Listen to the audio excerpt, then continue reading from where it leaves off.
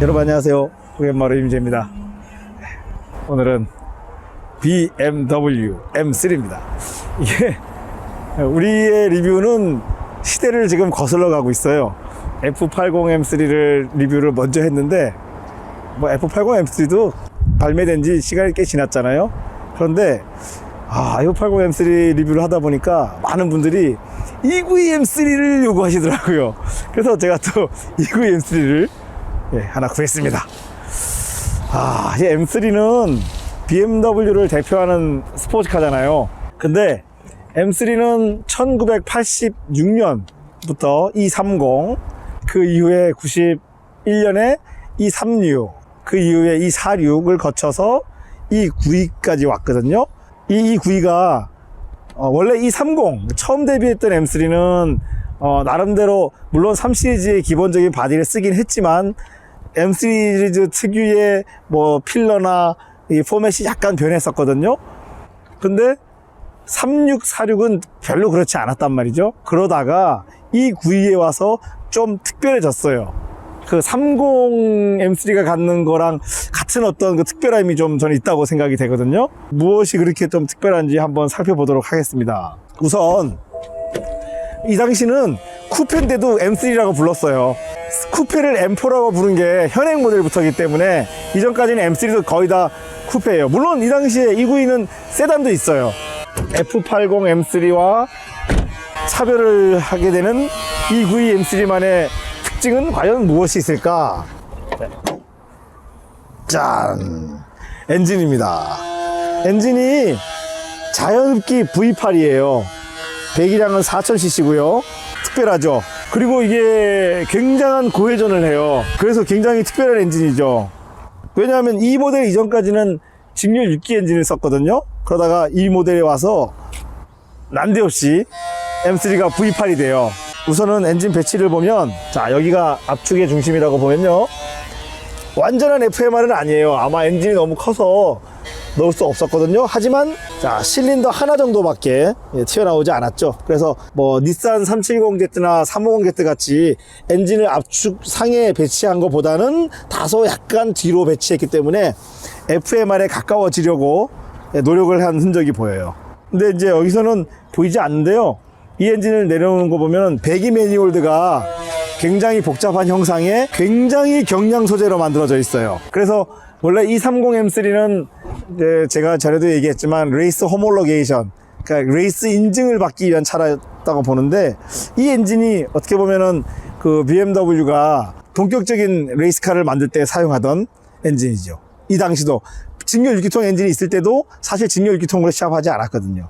이 차는 기술적으로 여러 가지 특징이 있어요. 일단은 굉장한 고압축이고요, 고회전을 하고, 그리고 이 소스, 여기 지금 가려서 보이지 않는데 스로틀 바디가 E30부터 사실은 이 M 시리즈의 M3의 특징이 인디비주얼 스로틀, 기통마다 스로틀 바디를 하나씩 갖는 구조거든요. 근데 이거는 전자식이라죠. 모터로 제어하긴 하는데 그래도 전부 다 인디비주얼 스로틀을 달고 있어요. 근데 그 스로틀 바디를 작동하는 모터가 고장이 좀 많아서, 그 부분은 고질병 중에 하나인데, 그거만 처리가, 정기적으로 수리하면, 다른 문제는 크게 없어요. 자, 차대는 일반 3시리즈와 똑같이 철로 된 일반 스트럿 바디인데요. 여기 보시면은 스트럿 브레이스를 이용해서 바디를 보강하고 있는 게 보이실 겁니다. 그런데 F80에 비하면 또 앞쪽 차대는 크게 보강이 되어 있지 않죠. 그리고 아주 큰 특징은 바로 이겁니다. 썬루프가 없어요. 물론 옵션으로 썬루프를 넣을 수도 있는데 M3에 썬루프 넣는 거는 바보짓이죠. 왜냐하면, 자, 보시다시피 카본 파이버를 본딩으로 붙였어요. 즉, 생각해 보시면은 이게 무게가 위에 높이 붙어 있을수록 회전의 중심으로부터 멀리 있을수록 영향을 많이 미치잖아요. 이 극구 천장을 카본 파이버라는 경량 소재를 이용해서 천장을 만들었어요. 이거 정말 대단해요. 이게 아마 카본 파이버를 자동차 어떤 구성품으로 사용하는 회사들은 많은데, 이 당시 가격에 이렇게 큰 판을 카본 파이버로 만들어준 차는 잘 없죠. 이게 아마 요때쯤에 BMW가 카본 파이버를 양산하는 기술을 터득을 해서 가능했던 것 같아요. 이렇게 많이 판매된 차에 이걸 쓴다? 이게 이태리 차였으면 뭐 어마어마한 옵션이었겠죠. 독일차는 그렇지 않죠. 근데 아이러니하게도 그런데도 차가 무거워요. 그런데도 이게 아마 공차 중량이 1600kg가 훨씬 넘어요. 이거 썼는데도 이렇게 무거워. 제가 이 292 M3 볼 때마다 조금 의아했던 게 역대 M3들이 일반형 3시리즈에 비해서 다 같은 차로 보이잖아요. 그런데 이 292 M3만 유난히 3시리즈 중에서도 3시리즈 아닌 것 같은 느낌이 있어요. 왠지 좀 더 크고 우람한 느낌이 있는데 그게 차체 길이가 휠베이스는 똑같아도 차체 길이가 조금 더 길더라고요. 아마 이 뒤쪽 C필러 라인이 이렇게 기울어짐이 크다 보니까 트렁크 공간을 확보하기 위해서 여기가 길어질 수밖에 없었던 것 같아요. 이 M3 이 차가 M3인 거를 지금 실감할 수 있죠. 준비된 헬멧. 트렁크는 3시리즈 대비도 그렇게 3시리즈 쿱인데 세단 대비는 높이가 낮아가지고 이 입구가 작아가지고 큰 짐을 실을 수가 없어요. 근데 M3는 그런 거 보고 사는 차 아니니까. 실내를 한번 볼까요?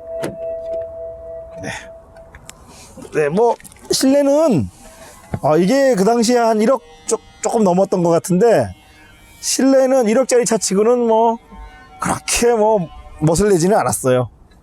심지어는 이제 여기 대시보드도 일반 3시리즈들은 우드 내지는 은색 페인팅이 되어 있던 부분이 이거는 카본은 아니고 카본 파이버 룩 마감재? 그 정도? 시트지? 이 정도로 마감이 돼 있어요. 시트는 굉장히 이게 조절 범위가 넓은 시트입니다. 센터 페시아는 그냥 영락 없는 3시리즈입니다. 290 3시리즈랑 똑같습니다. 컵홀더도 있고요. 이게 지금 시프트 레버가 일반 오토랑 다르잖아요.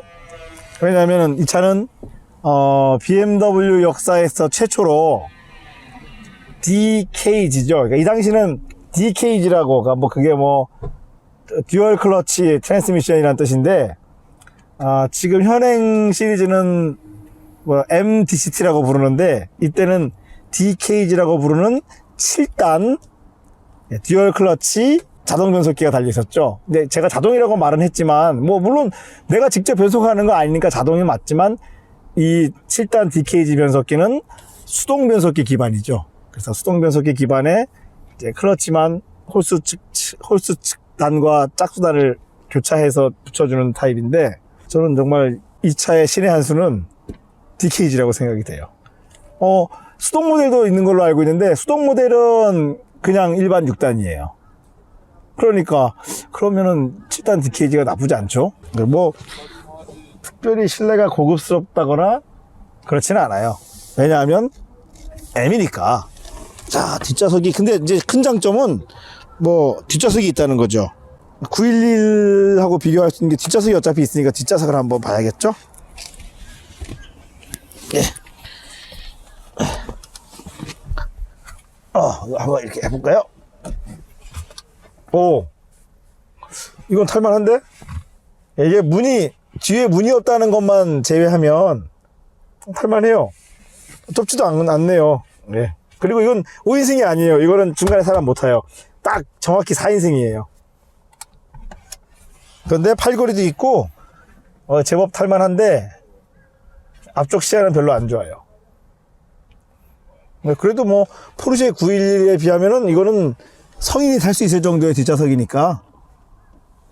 포르쉐 911은 성인이 타기에 좀, 근데, 막상 들어오면 편한데, 들어오고 나오기는 좀 불편해요.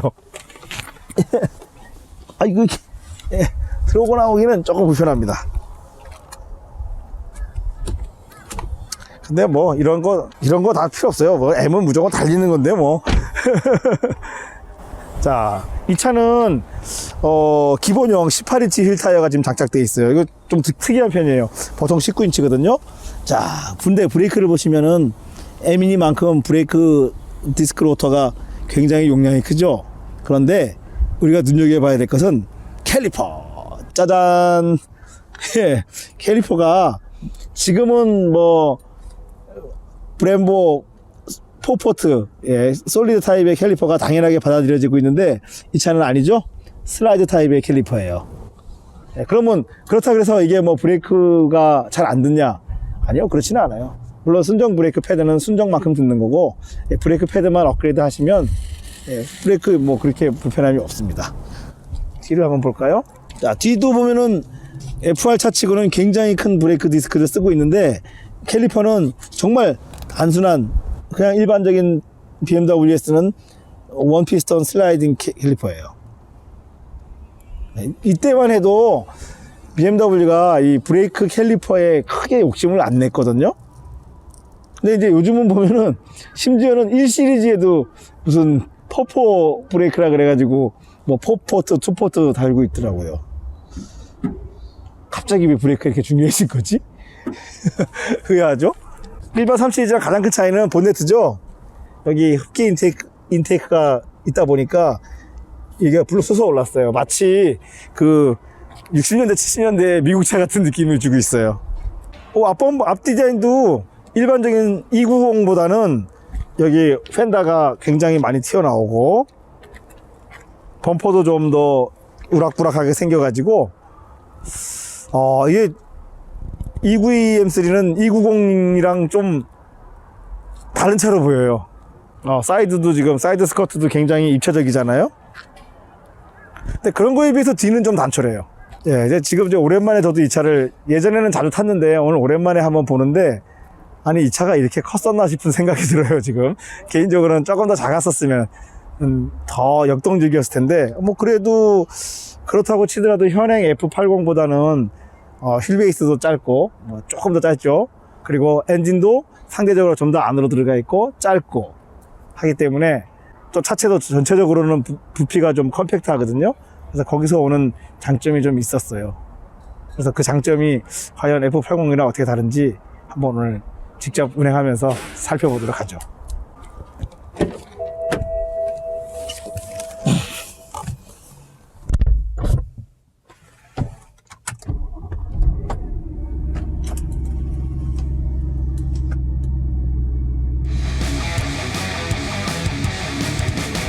와, 일단 딱 시동을 걸었는데요. V8의 엔진음이 간사해요. 이게 이거 정말 페라리의 V8하고도 다르고 또 아메리칸 머슬들하고 또 다른 그런데도 약간 뭐랄까 근육질의 어떤 그런 느낌이 아이들링에선 있고요. 또 그러다가도 악셀을 밟으면 또 아주 고회전까지 상큼하게 뻗는 이게 뭐 정말 이 머슬 엔진하고 고회전형 엔진을 모아놨어. 지금 보시면 레브리밋은 8,000이 넘어요. 8,200이에요 지금. 페라리를 제외하고는 좀 보기 드문 엔진이죠. 그리고 이 DKG가 저 이거 트랙에서는 많이 타봤는데 지금 일상주행에서는 많이 안 해봤거든요. 근데 아까 오르막에서 섰다가 출발하는데도 자연스럽게 잘 가네. 밀리지도 않고. 이러면 자동 변速꽤 없어도 되겠네.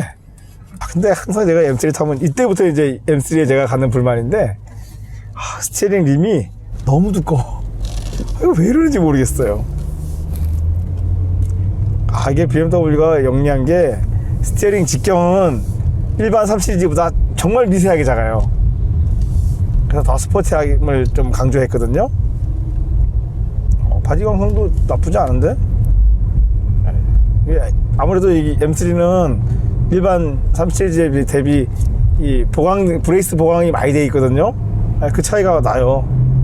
이 9000rpm까지 돌아가는 이 고회전 엔진이 일상주행 지금 자동 변속 모드로 놨더니 1500rpm으로도 가네요.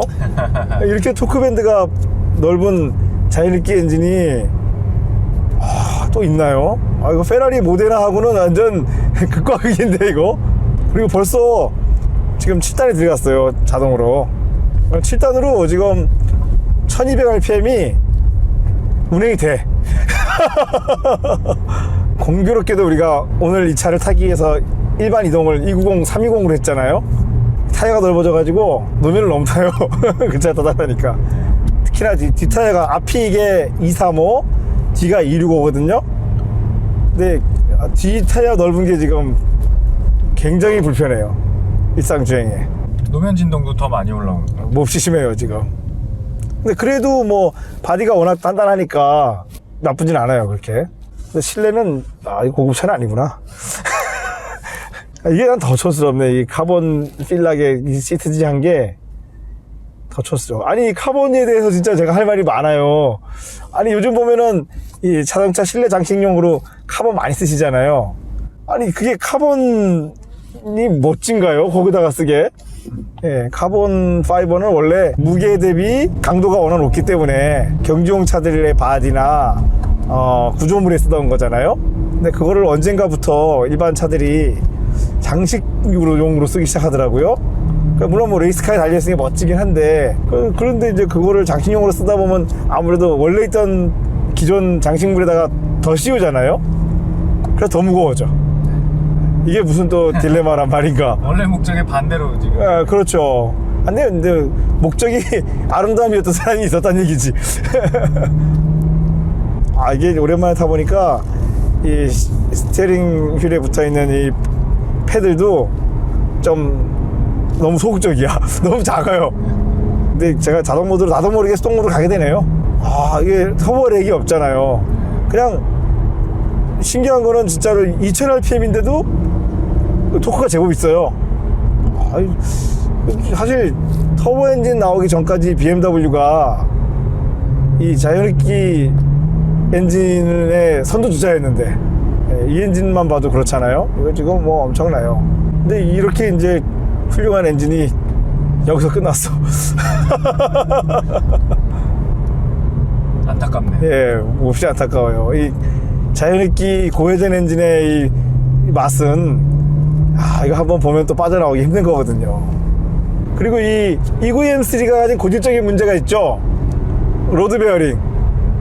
이게 한 10만 킬로 정도 되면은 이 크랭크 로드 베어링이 나가거든요. 이 차는 지금 적산이 13만 5천 킬로 정도 됐는데 엔진을 한번 바꿨습니다. 그러면 똑같은 문제가 있어서.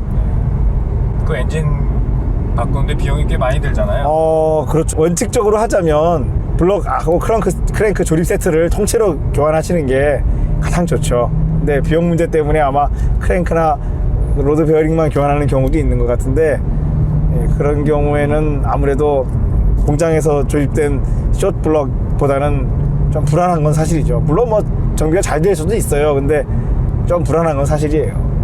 이 순정 배기가 생각보다 조용하네요. 네. 그러니까 배기가 조용하니까 엔진 특유의 으르릉거림이 가속할 때 들리거든요. 그 소리가 제법 멋져요. 배기를 키우면은 정작 엔진음이 잘 안 들릴 거란 말이에요. 근데 이건 배기음이 아니라 거의 엔진음이에요. 그러고 보니까 이때까지만 해도 BMW가 사운드 제네레이터나 이런 거 안 했네. 예, 있는 그대로의 음이잖아요. 그러니까 F80 만들면서 자기들도 알았던 거예요.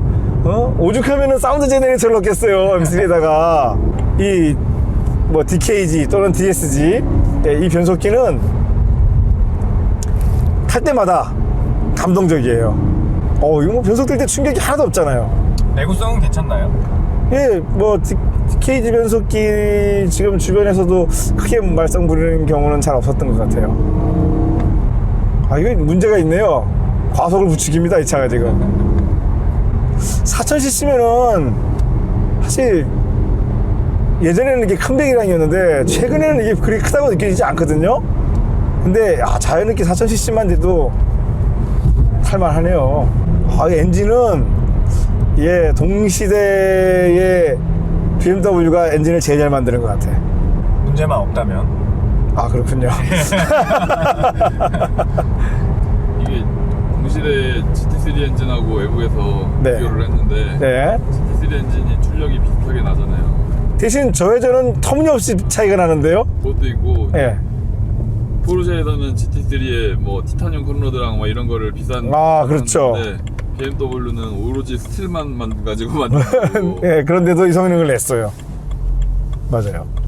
저회전 출력은 에이, 비교가 안 돼요. 그러니까 엔진이라는 게 피크 출력이 중요한 것보다도 그 토크 발생 범위가, 가용 범위가 넓어야 되잖아요. 그런 측면에서 M3 승. 이게 아마 압축비가 굉장히 높은 걸로 알고 있거든요. 벌써 지금 타도 압축비가 굉장히 높게 느껴져요. 그러다 보니까 고급류가 필수죠. 그건 조금 불편하죠. 본격적인 스포츠카 같으면서 있을 건 다 있어. 여기 뭐 CD 플레이어, 예? 뭐 심지어 그 화면도 있잖아요 지금. 제가 또 예전에 BMW 타시는 분들하고 많이 만나면서 느낀 게 뭐냐면요, 이런 분이 계시더라고요. M3보다 M5가 상위차고 M5보다 M6가 상위차니까 당연히 그 차들이 뭐 고속도로에서 롤링 해보면 M3하고 비교도 안 될 정도로 빠르잖아요. 그러면 트랙 가서도 그 차가 엄청 빠를 줄 알더라고요. 아닙니다. 그 차들은 너무 무거워서 정작 트랙에 가면 맥을 못 써요. 그 M3가 제일 빨라요. 그리고 제일 재밌어요. 거기에 오해가 많더라고요, 그 부분에. 이 차가 BMW 지정 엔진 오일이 10W60이었죠, 점도가. 근데 지금 교환을 잘못해가지고 5W30이 들어갔다고 하는데, 저는 이제 그 부분은 좀 마음에 안 드는 부분이죠. 무슨 엔진 오일을 세상에 자기 전용으로 존재하는 10W60이라는 그렇게 고점도를 씁니까? 이 엔진이 압축비가 12대 1이네요. 그러니까 이게 지금 직분사 아니잖아요, 그죠? 직분사 아닌 인테이크의 분사는 멀티포트 분사로서 12.0대 1은 어마어마한 압축비죠. 왜냐하면 연료가 같이 빨아서 같이 분사해서 연료랑 같이 압축을 하기 때문에 직분사 엔진에서는 뭐 흔한 압축비인데 MPI에서는 이게 흔치 않은 압축비예요. 트랙에서는 1M이랑 비교하면은 제가 이거 트랙에서 많이 타봤죠. 이쪽이 1M보다 움직임이 훨씬 자연스럽고 좋아요. 왜냐면 1M은 수동이고 차가 짧고 작긴 한데 직률 기통 엔진이잖아요. 그래서 엔진이 좀 앞으로 나가 있는 편이라서 좀 언더스티어가 좀 더 심하고, 292M3 순정 세팅이 트랙 타보면 정말 좋거든요. 이거 완전 순정 타이어까지 순정일 때 제 기억에 인제 서킷에서 55초, 1분 55초 정도 났어요. 타이어만 그때는 이제 RS4가 없이 RS3를 끼면 53초가 났죠. 그런데 그 타이어면은 이 출력이 감당해내지 못하는 타이어 아닌가요?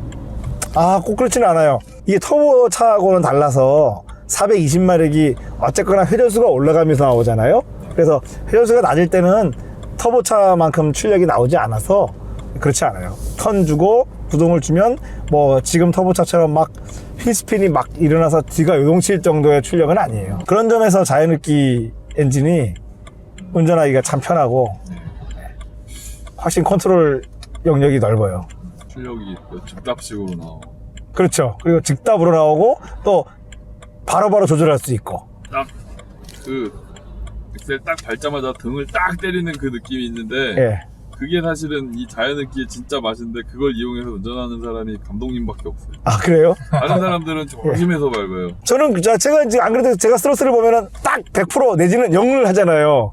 근데 그거에 대해서 불만을 가지시는 분들이 많은데, 그게 뭐 왜 불만인지는 모르겠어요. 왜냐면 조심해서 밟을 거면 그냥 터보 차시면 됩니다. 그런 거예요? 그건 자동이지 뭐 어차피 터보를 아니면은 ESP를 켜놓고 타시면 되지.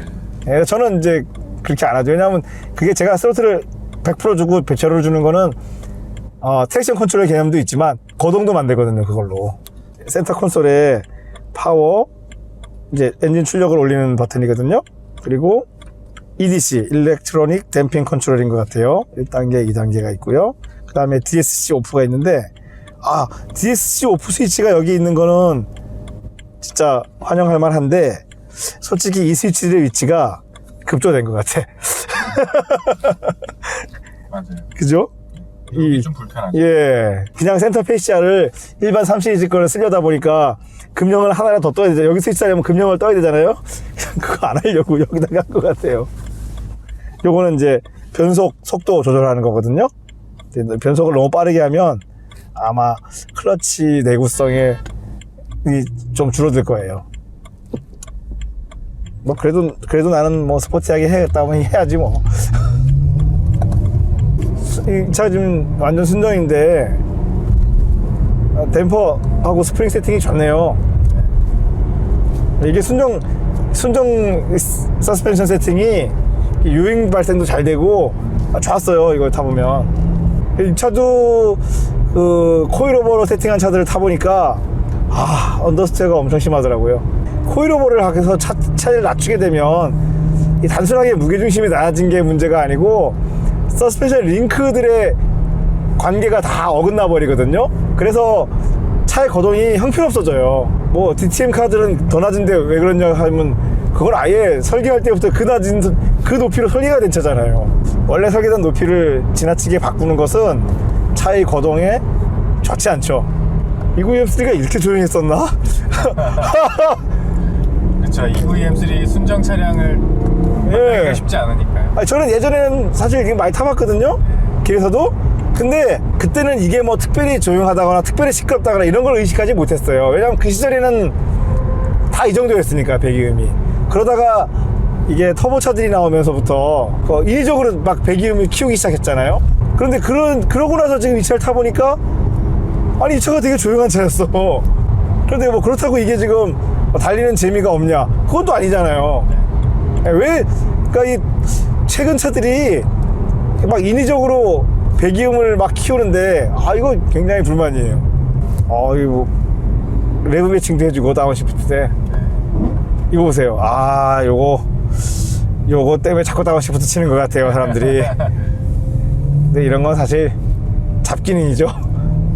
근데 역시 지금 차가 무거워요. 많이 무거워요. 이게 공차 중량이 1600kg였죠. 카본 천장제까지 썼는데도 지금 하긴 뭐 카본 천장제 쓰면 뭐합니까? 여기 스피커도 하고 지금 이거 얼마나 무겁겠어요. 그래서 차가 가볍지는 않거든요. 그 무게감이 또 느껴져요. 이 차를 트랙에서 운전하면 그래도 아드레날린이 막 분출되고. 예, 딱 그렇죠. 예, 느낌이 딱 오죠. 느낌이 그냥 엔진 소리 하나만 딱 들어도 느낌이 딱 와요. 지금 엔진과 완벽한 변속기 조화라고 할까? 최근에 느끼는 거는요, 그 많던 MC들 다 어디 갔지? 그 많던 MC들이 안 보여요. 야, 이게 엔진이 묘하네요. 터크풀하다고 하기도 뭐하고, 뭐 매끄럽다고 하기도 뭐하고, 그 중간에 절묘함이 있어요. R8 V8보다는 좀 더 매끄러운 느낌이에요. R8 V8이 조금 더 박력 있는 느낌. 아우디 R8 V8도 엔진 느낌 좋은데. BMW가 원래 타이밍 체인을 썼는데 중간에 한 번 타이밍 벨트를 외도한 적이 있어요. 4기통 SOHC 230에 들어가는 1.8이 있거든요. 그거부터 80년대 말이에요. 그때부터 236 완전 전기형 318i가 있었거든요. 그때까지만 딱 타이밍 벨트를 4기통 엔진이 한 번 썼어요. 잠깐 쓰다가 얼른 내던졌어. 벤츠는 조금 더 지조가 있어서 한 번도 안 했어. 이 벨트가 체인 대비 훨씬 조용하고 가볍잖아요. 근데 4년에 한 번씩 교환 내가 안 되거든. 지금은 현대 기아차도 예전에는 일본 차를 따라 만들어서 타이밍 벨트였잖아요. 근데 지금은 아니죠. 지금은 거의 다 체인을 쓰고 있죠. 그러니까 지금은 이제 그때 그 당시 체인이랑 달라서 사일런트 체인이라고 더 강하고 더 조용한 체인이 나왔어요. 사실 체인의 최단점이 시끄러운 거였거든요. 근데 지금은 이제 그 문제가 많이 해결됐죠. 한 세대 이전에 이제 구형이 된 차이긴 한데 이거 타보니까 구형 아닌데. 네, 이거 더 좋은데? 네, 더 좋아요 지금. F80이랑 EV랑 비교를 하신다면은 예. 어느 쪽을 선택을 하실 건가요? 제 마음대로 해도 돼요? 나 지금 제가 말을 못하는 줄 알아요? 제가 또 무슨 말 하면은 악플 달려요. 네, 알겠습니다. 제가 원래 이렇게 사회적인 사람이 아닌데 저도 살아야죠. 너무 시달려가지고. 여러분, 제가 굉장히 심약한 사람입니다. 그러니까 제발 저를 괴롭히지 마시고, 제가 꼭 본인이 듣고 싶은 대답을 제가 안 했다고 그래서 너무 욕하지 말아주세요. 이건 저의 지극히 개인적인 의견을 제가 말하는 것 뿐이기 때문에 본인 의견과 좀 반합할 때는 그냥 저 사람은 저런 의견을 가질 수도 있구나라는 정도로만 좀 받아들여 주시고 제발 좀 지속적인 공격을 좀 멈춰주세요. 어떤 물건이나 그걸 폄하하려고 그러는 게 아닙니다. 이거는 진짜. 근데 순정 서스펜션도 딱딱한데요? 네. 이 바운드가 살짝 무서울 정도로 딱딱했어요. 근데 이 순정 서스펜션이 어쨌거나 바운드를 시에도 거동이 많이 흐트러지지 않거든요. 여기서 더 딱딱하면은 거동이 너무 흐트러져서 위험하거든요. 그러니까 딱딱한 서스펜션이 고속 주행에서는 더 위험합니다. 근데 그걸 자꾸 반대로 얘기하시는 분들이 많아가지고 제가 참 곤란할 때가 있어요. 그런 말씀 들을 때마다. 저희 장점이다 단점이 그런 이제 이론적인 전혀 이렇게 말 안 되는 엉뚱한 소리를 들었을 때 제가 즉각 정정을 해드리죠. 그 당시에는 좀 기분 나쁘실지 몰라도 그래도 좀 자신이 몰랐던 거를 이렇게 타인을 통해서 알게 됐을 때는 저는 사실 그게 고맙거든요. 제가 모르는 걸 누가 알려주면 기분 나쁜 마음보다는 저는 고마운 마음이 드는데 그게 뭐 본인의 어떤 개인적인 발전에 더 도움이 되지 않나 싶어요. 제가 이 29EM3로 트랙탄 영상들이 몇 개 있거든요. 네, 그 영상, 예전 영상을 보고 싶으신 분은 또 우리 아래에 설명칸에 있는 링크를 한번 타고 가시면은 그 영상을 보실 수 있습니다. 근데 이게 이 29EM3가 정말 대단한 게 있어요. 포르쉐 911 계열을 타다가 이걸 타잖아요? 그러면은 와, 모든 게 슬로우 모션이에요.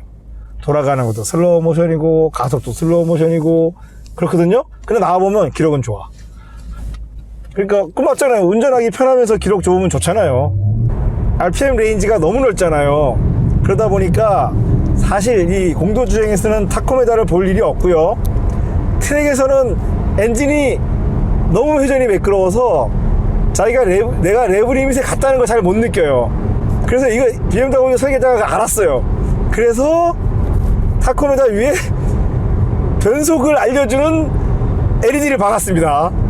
변속을 해야 될 시점이 되면 예, 반짝반짝반짝 불이 들어와요. 노란불이 쫙쫙쫙쫙 올라가다가 빨간불이 쫙 들어와요. 얼마나 친절합니까? 시프트 인디케이터도 알려주고.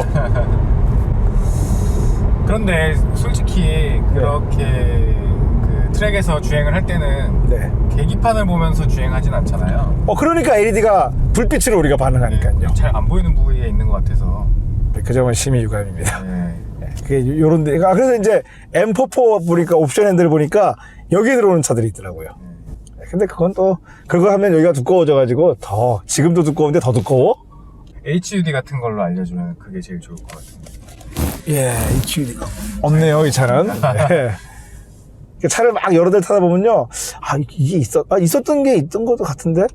옵션인가? HUD요? 예. 29EM3 HUD 본 것 같은데요, 제가 기억에는. 제 기억이 너무, 예, 전 본 기억이 나는데요. 아니, 네, 시리즈에도 다 있어. 예, 뒤에 계신 용태님도 저랑 이거 타고 산길 자주 갔잖아요, 우리가. 적이 있는 그죠? 보조 있는 것 같죠? 나도 있는 것 같아서 그래요. 그러니까 아마 이게 초기형이라서 없을 수도 있어요, 지금 이게. 우리가 29EM3에 대한 추억이 좀 많아요, 사실은. 이게 RPM에서 엔진 소리를 바로 들으니까 너무 좋은 것 같아요. 네, 그렇죠. 배기 소리보다도 네. 엔진음이 나야 된다니까요. 배기음이 나는 게 아니라. 브레이킹을 할 때 무게가 확 느껴져. 잘안 써. 예, 이게 폴쉐 911을 탈 때는 이렇지 않거든요. 폴쉐 911은 어쨌거나 1500km 이하잖아요. 야구가 한 100km 조금 차이 나는데 여기서 확 차이가 나요. 그리고 이 앞이 무거워서 더해요. 어쨌거나 V8 엔진이 앞이 무겁잖아요. 그래도 29EM3는 246EM3가 가지고 있던 뭐 프레임 찢어지는 이런 문제는 없죠, 이제. 전혀 없죠. 네. 그러면 뭐 290, 292가 3시리즈 완성편 맞는데 왜냐하면은 F 시리즈는 말이 3시리즈지 사이즈가 5시리즈야. 3시리즈라고 난 인정하고 싶지가 않아요, 별로. 엔진 소리나 배기 소리도 이 정도가 맞는 것 같아요. 이래야지 인증이 나는 거 아닌가요? 뒤에서 뒷자리에서도 굉장히 기분 좋게. 예, 근데 제가 볼 때는 이 배기음은 벨로스터가 많지, 베렌이 많지. 아니, 수입차들은 소음 규제 뭐 떨어진다면서 베렌을 어떻게 통과를 했지, 그거를? 말도 안 되게 크던데. M3는 고속 크루징도 되고, 예, 산길도 갈 수 있고 일상생활도 될 수 있고 그냥 올라운드 스포츠카가 될 것 같아요. 이게 또 FR 입문을 사실은 예. FR은 이제 뒤를 이렇게 막 미끄러뜨리고 이러는 거 재미를 그렇죠. 가진 사람들이 많잖아요. 그렇죠. 근데 이게 사실은 전 세대 246 M3까지는 예. 피크 출력이 세고 중간에는 약해가지고 맞아요. 그 컨트롤업을 하지 않아요. 그렇죠. 그러니까 내려면 일단 회전을 많이 올려버려야 됐단 말이지. 근데 제가 이 차는 문막 트랙에서 처음 이 차를 갖다가 옛날에 예. 문막이 예, 맞아요, 네. 맞아요, 맞아요. 그때 타봤는데 그때 처음에 왔을 때 거의 뭐 오자마자 이 차는 배기량 때문에 중속에 토크 같은 게 충분해가지고 뭐 자유자재로 거의 미끄러지는 게 아, 그렇죠. 예. 그러니까는 BMW 중에 제일 쉽게 뭐 드리프트 되고 246 M3는 힘들어요. 그거 잘못하면 착해요. 그리고 이사리 M3는 D트랙을 의도적으로 늘려놔가지고 잘 안 돼요. 맞아요. 네. 그리고 좀 부자연스러워요, 그게. 아, 물론 저는 잘해요. 아, 이사리 M3 없으니까 뭐. 근데 이거는 굉장히 진짜 자연스럽게 예, 잘 돼요. 굉장히 쉽게 그냥. 쉽고 자연스럽고 중간 조절도 잘 돼요. 이 드리프트가 시작된 이후부터 카운터하고 파워하고 카운터 양을 같이 맞추기가 참 편하더라고, 이 차가. 3000cc 터보 엔진은 다 다운사이징이죠. 맞아요. 정확히 말하면 연비가 좋죠. 이거 연비가 좀 극강무도해요. 그리고 아니 사살감은 이미 좋을 텐데 사살감이 안 놔두잖아 지금 사람을. 자꾸 이 소리 듣고 싶어지잖아요 지금. 근데 이게 달라요. 그 GT3 RS 말고 포르쉐 일반형 911 있잖아요. 일반 911은 나는 별로 이렇게 달리고 싶지 않더라고. 회전수를 안 올리게 되더라고. 그래서 의외로 911이 연비가 좋아. 근데 이거 연비 좀 아예 못하게 만들어요 사람을. 기회가 된다면 또 최근에 한번 다시 이걸로 트랙을 한번 가봤으면 하는 또 바람이 있네요. 왜냐면 너무 지금 느낌이 좋아가지고 어느 정도 FR 운전 연마하다 보면은 트랙에서도 이게 오히려 덜 무서울 것 같아요. 아, 물론 ESP를 완전히 껐을 때 기준입니다. F80은 이게 딱 가속을 할 때 터보 압이 생기면서 토크가 너무 분출해가지고 이 뒤가 움직이거리거든요. 이게 그게 없어요. 아, 이 산길에서, 아, 맞아. 그러고 보면 이거 산길에서 좋았었죠. 우리 산길 갔을 때도 이거 굉장히 좋았어요. 왼발 브레이킹도 이게 쓰고 이래가지고 좋았던 기억이 나요. 아, 이게 제가 기억력이 너무 없어가지고 금방 잊어버려요. 이거 거의 10년 된 차잖아요, 지금 이게. 그쵸? 근데도 바디 강성도 상당하고, 이게 마음에 드네요. BMW가 좋은 소재를 쓰진 않아도 차를 아주 맛깔나게 만드는 법을 알아요. 그래서 사실 성공했잖아요. 다음 생에는 좀 가볍게 태어나기를.